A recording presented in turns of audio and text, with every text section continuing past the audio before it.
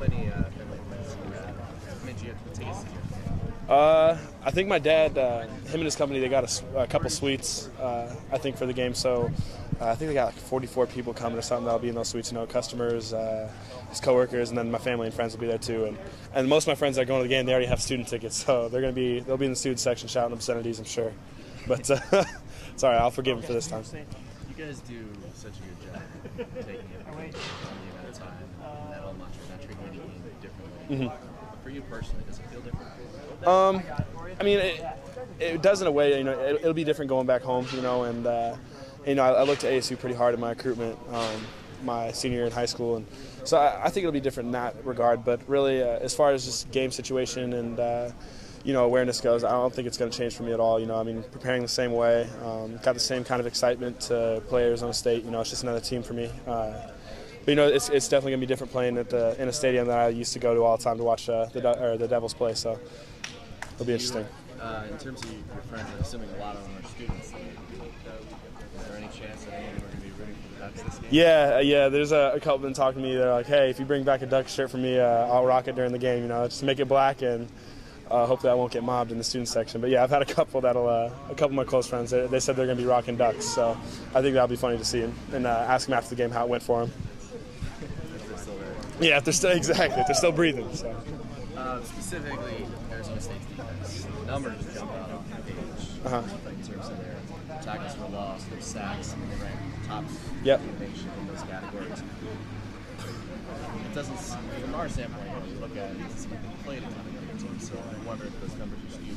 But from your standpoint and all the game film that you've watched, how good really is this defense? I think this is a great defense. You know, I mean, yeah. Even if people say they've played a couple of weak teams, you know, they played some big teams as well. And the teams that they have played, I mean, they weren't complacent with them. You know, and that just shows how hard they work on the field. And you know, they're able to put up big numbers because they're hard workers and they play with the whistle. And the thing about their D line specifically is, you know, those guys they're so active and they you know, they don't quit and they got really good condition. So really with them, they deserve all the praise they've gotten. You know, they're a very good defense and they're going to give us a lot of challenge. So it'll be good. You guys have had a couple games this season where you've had some false start penalties.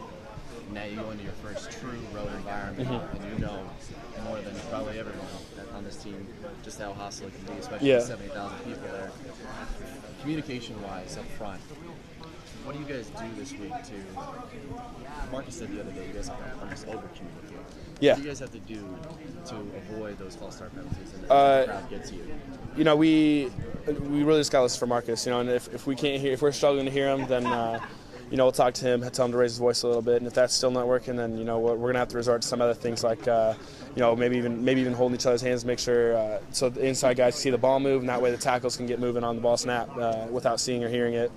You know, I mean, we'll see how loud the crowd is. You know, I guess it's kind of a challenge to them.